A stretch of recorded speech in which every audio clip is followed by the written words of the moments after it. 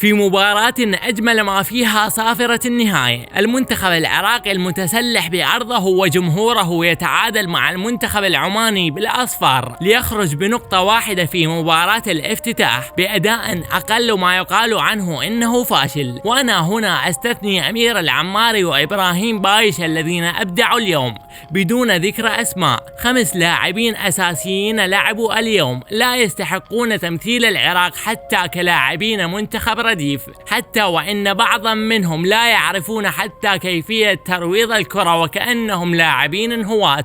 فلا ترجو من الخشب المبلل نارا يا عزيزي المشاهد، ولا تتأمل كثيرا بهذه المجموعة الرديفة. وبرأيي الشخصي أننا لن ننافس في هذه البطولة لما رأيناه اليوم من غياب النجاعة الهجومية وتوهان الخطوط الدفاعية، بالرغم من تحفظ العمانيين ألا أنهم وصلوا وهددوا وعروا الدفاعات العراقية المتمثلة بلاعبين منتهين الصلاحية. شخصيا أتمنى أن أرى تحركا سريعا من كاساس ما بعد البطولة على اللاعبين المغتربين الذين لم تكتمل أوراقهم بعد، حتى لا نقع بنفس الأخطاء السابقة في زمن الفوركي، وأنتم تعرفون جيدا هذه الأخطاء وتبعاتها من أعذار وحجج واهنة لإقناع العراقيين بالعطلات بحجة ضيق الوقت. ولذلك أتمنى أن أرى تغييرا شاملا ما بعد البطولة باستبدال المجربين مرارا بالمظلومين داخل وخارج العراق، ليكون المنتخب العراقي مكانا للكفاءات لا للعطلات المنتهية منذ سنوات. كان معكم عبد الله تيوبر، مع السلامة.